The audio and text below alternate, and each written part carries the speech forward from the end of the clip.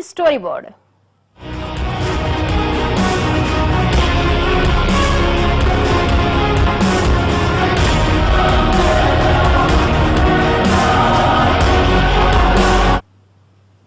ఓ 40 ఏళ్ల కిందటి మాట. భారతదేశం తయారు చేసిన మొదటి శాటిలైట్ పంపడానికి అమెరికా దగ్గరికి వెళ్తే కళ్ళు చెదిరే రేటు చెప్పింది. దీంతో అప్పటికి అమెరికాతో పోటీ పడుతున్న రష్యా అందుకు అంగీకరించి ఇస్రో తయారు చేసిన మొదటి శాటిలైట్ ఆర్యభట్టను తమ కాస్మోస్ శాటిలైట్ నుంచి ప్రయోగించింది. అలా ఆనాడు మన ఉపగ్రహాన్ని పంపడానికి తిరస్కరించిన అదే అమెరికా ఇప్పుడు 96 శాటిలైట్లను మన పిఎస్ఎల్వి నుంచి పంపించమంటూ మన కాళ్ల దగ్గరకు వచ్చింది. ఈ ఒక్కటి చాలు ఇస్రో సాధించిన విజయానికి, సాధించబోయే విజయాలకు ప్రతీక.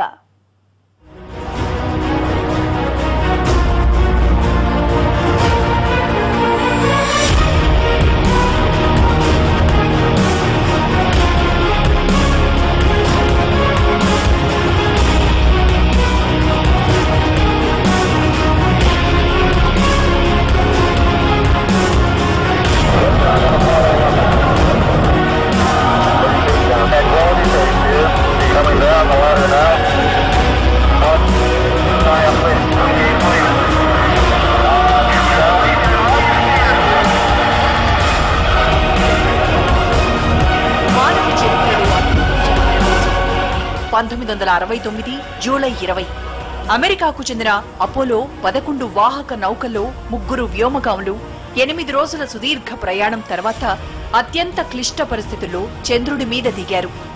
ఆనాడు భారత కాలమానం ప్రకారం 21 జూలై 1969 రాత్రి 8 గంటల 18 నిమిషాలకు నీల్ ఆర్మ్స్ట్రాంగ్ చంద్రుడి మీద తొలి పాదం మోపాడు.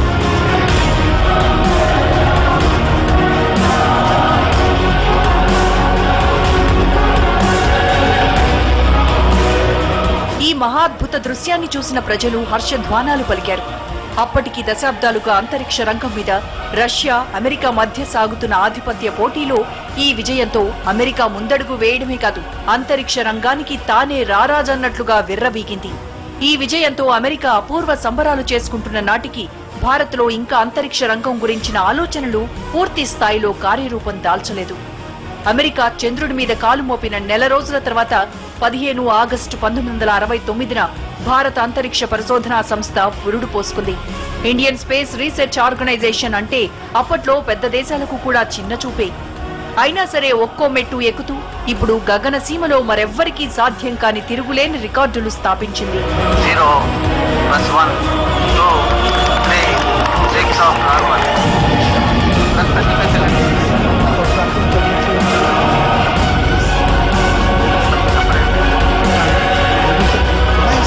केवल ये बता दें 104 उपग्रहों के सफलतापूर्वक पृथक బెంగళూరు కేంద్రంగా తన కార్యకలాపాలు ప్రారంభించిన ఇస్రోకి అప్పటికి ఎలాంటి వసతులు లేవు.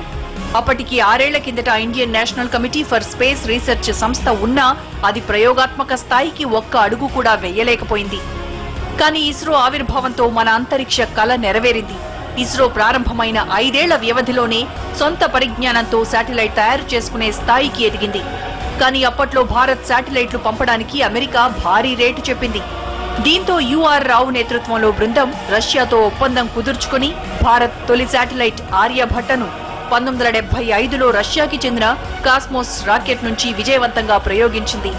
40 ఏళ్ల కిందట తానే గగనసీమకు అధిపతిని అన్నట్లు విర్రవీగిన అదే అమెరికా ఇప్పుడు తమ దేశానికి చెందిన 96 శాటిలైట్లను మన దేశంలో తయారైన రాకెట్ ద్వారా మన దేశంలో లాంచింగ్ ప్యాడ్ నుంచి ప్రయోగించేందుకు మన దగ్గరకు వచ్చిందంటే అది నిజంగా భారత్ సాధించిన అతి గొప్ప విజయం. ఎవరైతే కమర్షియల్ వెంచర్లు ఉండి ఇన్ని నెంబర్ ఆఫ్ శాటిలైట్స్ మన లాంచ్ వెహికల్ మీద మనకి గురి పెట్టి మనకి ఇచ్చారంటే వాళ్ళకి ఎంత, లేకపోతే అందరూ కూడా కొన్ని ఇంకో చోట పెడితే ఈవెన్ కొన్ని ఫెయిల్ అయినా కూడా తతిమా సక్సెస్ఫుల్ ఉంటాయి. కానీ ఇక్కడ వాళ్ళ కాన్ఫిడెన్స్ లెవెల్ ఏంటంటే ఇక్కడ పెడితే success, next launch precision perfect, so మనం ఫ్యూయల్ తక్కువ ఖర్చు, సో శాటిలైట్ లైఫ్ పెరుగుదల, సో ఈ విధంగా అన్ని ఫైదాలు ఉన్నాయి కాబట్టి మన పిఎస్ఎల్వి లాంచ్కి వాళ్ళందరూ రావడం అయింది. అంటే ఒకటి కాన్ఫిడెన్స్, రెండోది వాళ్ళు కూడా కమర్షియల్. సో ఇక్కడ శాటిలైట్ వెళ్ళిందా లేదా కాదు, అది వెళ్ళిన ఎందుకు పర్పస్ ఏంటి, దానివల్ల వచ్చి వాళ్ళకి బిజినెస్ డీల్ ఏముంటుంది, అది పర్ఫెక్ట్గా మనం లాంచ్ చేయగలం లేదు, అది మెయిన్ ఇంపార్టెంట్. సో దాని మూలన మన దగ్గరికి వస్తారు. అంతేగాని మనకి ఏదో ఇక్కడ మనకి కాస్ట్ తక్కువ అలాగని కాదు. Main the precision, confidence and then it's on time. తొలినాళ్లలో ఇస్రోను చూసి విమర్శించిన వాళ్లే ఎక్కువ. అప్పట్లో సౌకర్యాలు, పెద్దగా నిధులు లేక ఇస్రో శాస్త్రవేత్తలు అతి తక్కువ ఖర్చుతోనే ప్రయోగాలు చేసేవారు. అలా ఆనాడు సైకిళ్ల మీద రాకెట్లు తీసుకెళ్తే ఇదేనా మీ పద్ధతని నవ్వుకున్నారు. ఎడ్ల బళ్లపై శాటిలైట్లు మోసుకెళ్తే వీళ్ళింక ఎప్పటికీ ఎదగలేరని ఎద్దేవా చేశారు. అబ్దుల్ కలాం లాంటి శాస్త్రవేత్తలు ఉత్త చేతులతోనే రాకెట్ విడిభాగాలు బిగిస్తుంటే వీళ్లకు ఎప్పటికీ చేత కాదని పెదవి విరిచారు. కానీ అదే ఇస్రో, అగ్రదేశాలు చూసి అపహాస్యం చేసిన అదే ఇస్రో అంతర్జాతీయ అంతరిక్ష రంగంలో తిరుగులేని స్థాయికి ఎదిగింది. పిఎస్ఎల్వి C-37 ప్రయోగంతో మరే అగ్రరాజ్యం అందుకోలేని రికార్డు స్థాపించింది.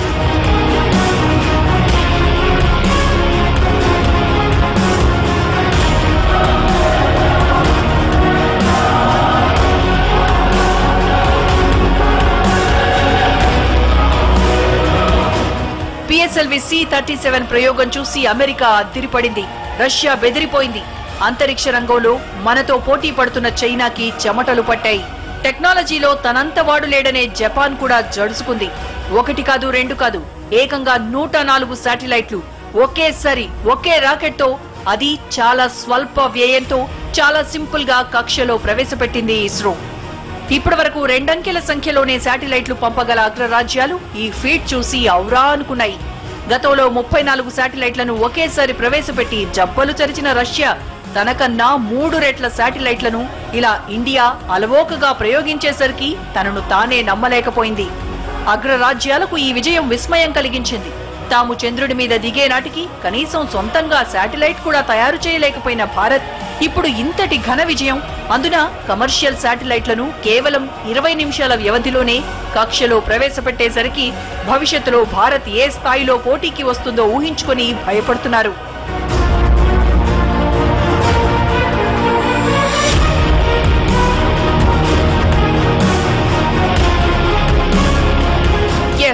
ఇది ప్రతి భారతీయుడి విజయం.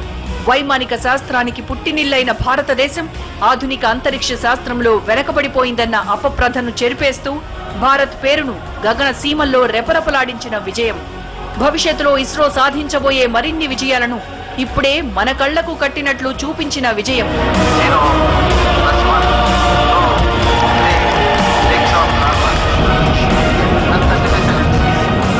జయ హో ఇస్రో, జయ హో భారత్ అని ప్రతి భారతీయుడు రొమ్ము విరిచి సగర్వంగా చెప్పుకునేలా చేసిన విజయం.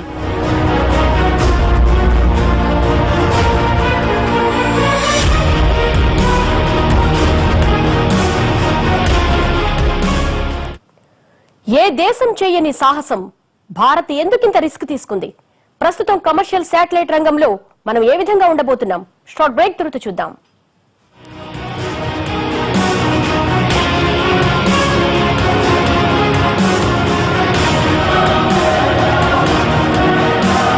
ఏకంగా 104 ఉపగ్రహాలు, అందులో 100 విదేశాలకు చెందినవే. ఏమాత్రం చిన్న పొరపాటు జరిగినా భారతదేశం పరువే కాదు, కమర్షియల్ స్పేస్ క్రాఫ్ట్స్ రంగం భవిష్యత్తు కూడా బుగ్గిపాలైపోతుంది. గతంలో ఈ స్థాయిలో ఏ దేశం కూడా ఇన్ని ఉపగ్రహాలు పంపించలేదు. అయినా సరే ఇస్రో ఇంత రిస్క్ ఎందుకు తీసుకుంది?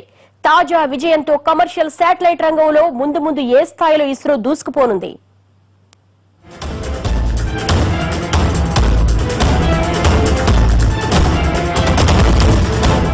104 శాటిలైట్లు ఇలా కమర్షియల్ స్పేస్ క్రాఫ్ట్ ద్వారా పంపించడం నిజానికి చాలా రిస్క్ తో కూడిన పని.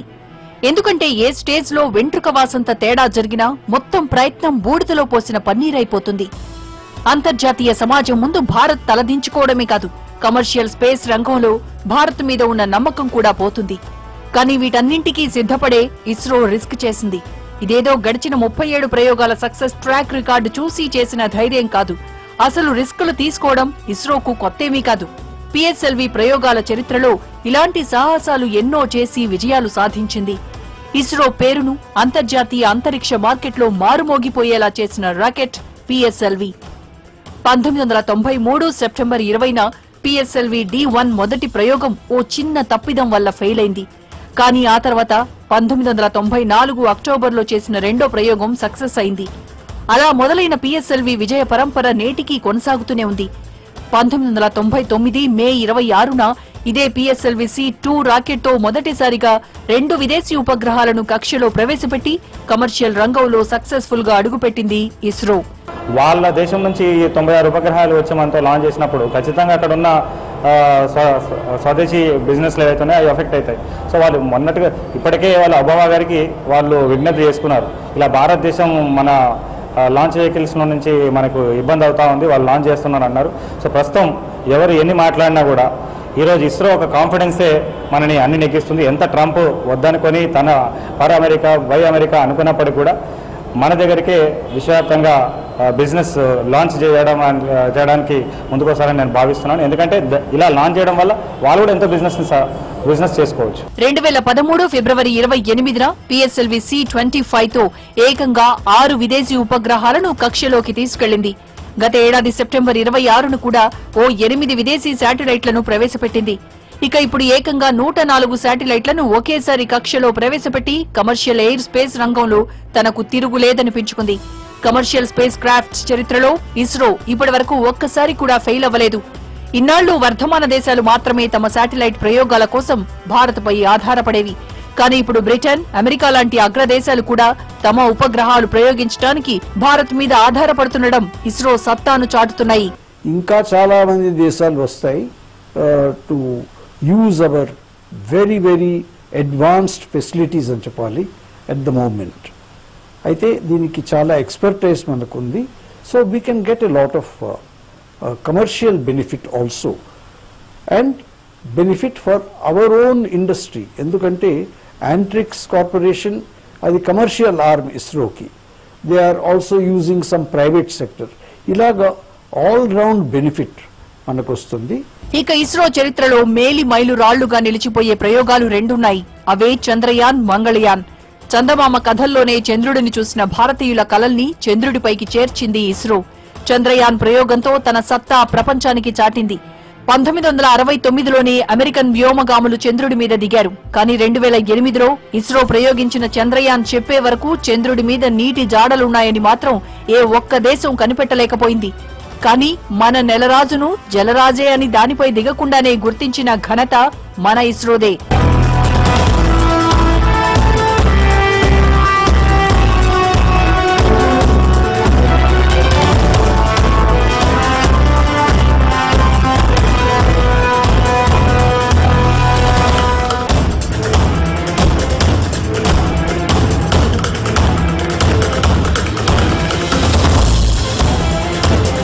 ఒక్క చంద్రయానే కాదు, మన పొరుగు గ్రహం మార్స్ మీదకు కూడా ఆర్బిటర్ పంపి ఆ గ్రహ రహస్యాలను కూడా ఛేదించింది ఇస్రో. మార్స్ ఆర్బిటర్ మిషన్ ప్రయోగంతో ప్రపంచం దృష్టిని ఆకర్షించిన ఇస్రో మరే ఇతర దేశానికి సాధ్యం కాని రీతిలో తొలి ప్రయత్నంలోనే సూపర్ సక్సెస్ అయింది. ఓ హాలీవుడ్ సినిమా కన్నా తక్కువ ఖర్చుతో పూర్తి చేసిన మామ్ ప్రయోగం భారత్ కమర్షియల్ స్పేస్ రంగానికి తలుపులు తెరిచింది. కేవలం 450 కోట్ల రూపాయల బడ్జెట్ తో మార్స్ ఆర్బిటర్ మిషన్ ను సక్సెస్ చేసి అగ్రరాజ్యాలను ఆశ్చర్యపరిచింది ఇస్రో. ఈ విజయం తర్వాత ప్రపంచమంతా ఒక్కసారిగా భారత్ వైపు చూసింది. ప్రపంచంలో అతి చవకైన స్పేస్ షటిల్ సర్వీసెస్ ఇచ్చే దేశంగా భారత్ పేరు తెచ్చుకుంది. ఇక తాజా విజయంతో భారత్ కీర్తి పతాక మరింతగా గగన సీమలో రెపరెపలాడుతోంది.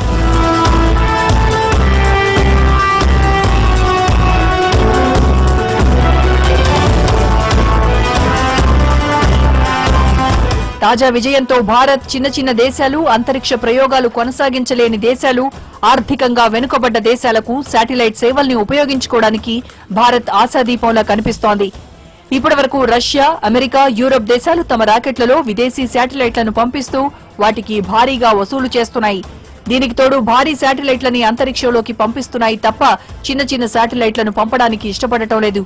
కానీ ఇస్రో మాత్రం కేజీ బరువైన అతి చిన్న శాటిలైట్ నుంచి టన్ను కన్నా పెద్దదైన భారీ శాటిలైట్ వరకు అన్నింటినీ అంతరిక్షానికి చేరవేస్తోంది. అది కూడా అతి తక్కువ ఖర్చుతో పంపిస్తుండటంతో ఆస్ట్రియా, సూడాన్ లాంటి చిన్న దేశాలతో పాటు అమెరికా, బ్రిటన్ లాంటి అగ్రదేశాలు కూడా ఆధారపడుతున్నాయి. ఈ ప్రయోగాలతో విదేశాలకు టెక్నికల్ సాయం చేయడమే కాదు, భారత్కి భారీగా ఆదాయాన్ని కూడా సమకూరుస్తోంది ఇస్రో.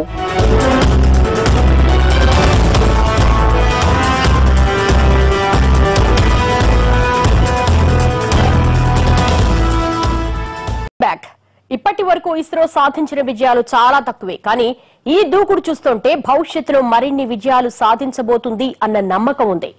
అగ్రదేశాలు సుదూర విశ్వాన్ని అన్వేషిస్తుంటే మనం మాత్రం ఇంకా గ్రహాలే దాటలేదు అన్న విమర్శలను చెక్ పెట్టేలా రాబోయే 3 ఏళ్లలో ఎవ్వరూ ఊహించని ప్రయోగాలతో మరిన్ని విజయ శిఖరాలు అధిరోహించబోతోంది. కానీ అదేమంత ఈజీ కాదు అన్నది ఇస్రోకు తెలియంది కాదు.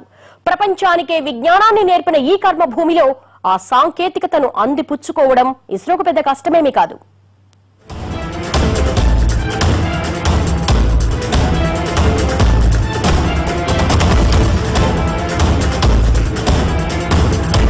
ఆపర్చునిటీ. కొన్నాళ్లుగా అంగారక గ్రహం మీద తాను తిరిగిన అణువణువు ఫోటోలు తీస్తూ భూమికి పంపిస్తున్న రోవర్ మార్స్ మీద దిగిన దగ్గర నుంచి అక్కడి రహస్యాల్ని అన్వేషిస్తూనే ఉంది.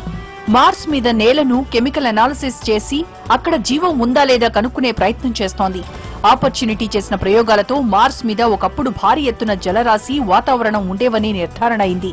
అమెరికా, నాసా ఒక్కటే కాదు, రష్యా, చైనా, జపాన్లు కూడా ఇలాంటి ప్రయోగాలు చేసే విషయంలో మనకన్నా చాలా ముందున్నాయి.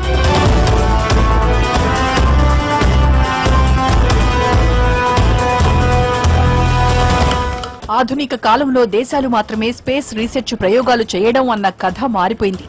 ఇప్పుడు ప్రైవేట్ సంస్థలు కూడా అంతరిక్ష యానంలో పోటీ పడుతున్నాయి. వర్జిన్ గెలాక్టిన్ అనే ప్రైవేట్ సంస్థ 2025 కల్లా అంతరిక్షానికి యాత్రికుల్ని తీసుకెళ్లేందుకు వరుస ప్రయోగాలు చేస్తోంది. అన్నీ కుదిరితే 2050 కల్లా ఆకాశంలో అల్లంత దూరాన స్పేస్ హోటల్ కట్టి ఇక్కడి నుంచి స్పేస్ టూరిస్టులను తీసుకెళ్లేందుకు ప్రయత్నాలు చేస్తోంది.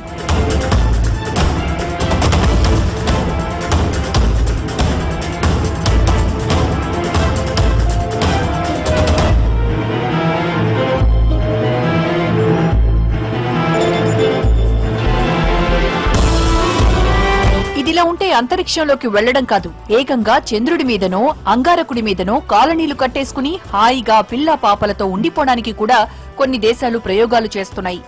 ఇందులో భాగంగా నాసా మార్స్ 1 అనే కార్యక్రమానికి 10 ఏళ్ల కిందటే శ్రీకారం చుట్టింది. ఆ ప్రాజెక్టు ప్రకారం మరో 25 ఏళ్ల తర్వాత మార్స్ మీద మానవులు నివసించే స్థాయిలో కాలనీలు కట్టి అక్కడికి మనుషుల్ని పంపేందుకు ఏర్పాట్లు చేస్తోంది.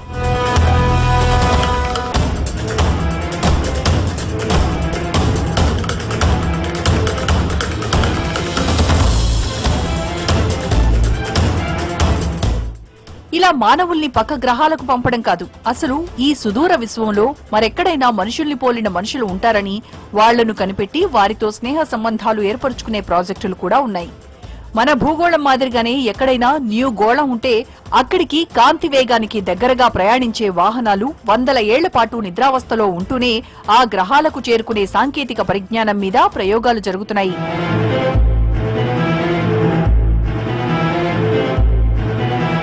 ఇలా ప్రపంచ దేశాలు స్పేస్ రంగంలో దూసుకుపోతుంటే ఇస్రో మాత్రం వెనకబడిపోతోందని బాధపడక్కర్లేదు. ఈ విషయాల్లో ఇస్రో కూడా తన ముందు ఎన్నో లక్ష్యాలను పెట్టుకుంది. 2018లో చంద్రయాన్ 2కి శ్రీకారం చుట్టబోతోంది. ఈ ప్రయోగంతో చంద్రుడి మీద నివాస యోగ్యతతో పాటు మరిన్ని రహస్యాలు ఛేదించనుంది. ఇక ఇదే ఏడాది మంగళయాన్ 2 కూడా ప్రయోగించేందుకు రెడీ అవుతోంది. ఆపై 2019లో సూర్యుడి మీద పరిశోధనలకు ఉద్దేశించిన ఆదిత్య 1 ని ప్రయోగించేందుకు ఇస్రో శరవేగంగా అన్ని ఏర్పాట్లు చేస్తోంది. ఇక 2020లో మన మరో సోదర గ్రహం వీనస్ పైకి ఇండియన్ వీనసియన్ ఆర్బిటర్ మిషన్ ను ప్రయోగించబోతోంది. ఇలా వీనస్ ఒక్కటే కాదు, ఇదే ఏడాది అతిపెద్ద గ్రహం జూపిటర్ మీదకు కూడా టీబీడీ అనే ఆర్బిటర్ ను ప్రయోగించనుంది. సో ఇప్పుడు మనం జిఎస్ఎల్విని కనుక మనం ఇంప్రూవైజ్ చేయగలిగితే సో మనము ఖచ్చితంగా మన దేశీయ అవసరాలు చేసుకునే ప్రయత్నం ఉంటుంది. మనం ఎంతో బాగా లాభపడే పరిస్థితి ఉంటుంది. అదే కాకుండా అంతరిక్ష మనం ప్రయోగాలు మనం చేయొచ్చు, సుదూరాంతరిక్ష ప్రయాణాలు కూడా చేసే పరిస్థితి మన దేశానికి వస్తుంది. వీటితో పాటుగా సులువుగా శాటిలైట్లను అంతరిక్షంలోకి తీసుకెళ్లగలిగే స్పేస్ షటిల్ సాంకేతికతను కూడా అందిపుచ్చుకుంటోంది. మరోపక్క గ్రహాల మీద దిగేలా రోవర్ల తయారీ మీద దృష్టి పెట్టి ప్రయోగాలు చేస్తోంది. ఇక అన్నింటికన్నా పెద్ద విజయంగా చంద్రుడి మీదకు మానవుల్ని పంపే ప్రయోగాన్ని సవాల్గా తీసుకుంది. ఈ విజయంతో అమెరికా, రష్యాల సరసన సగర్వంగా భారత్ను నిలిపేందుకు ఇస్రో గత కొన్నేళ్లుగా అలు పెరగకుండా శ్రమిస్తోంది.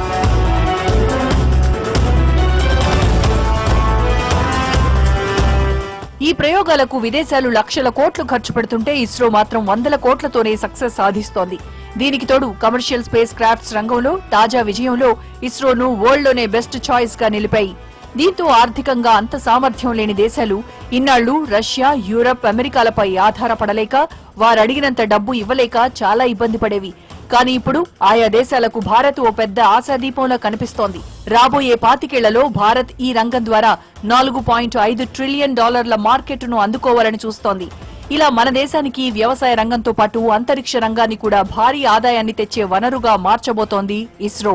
ఇలా చవగ్గా శాటిలైట్లు పంపడమే కాదు, ఒక్క ఫెయిల్యూర్ కూడా లేకుండా అన్ని ప్రయోగాలు సక్సెస్ చేయడం ఇస్రో ఒక్కదానికే చెల్లింది. వాళ్ళకన్నా చాలా చీప్ గా ఈ అచీవ్మెంట్స్ అని చేయగలం.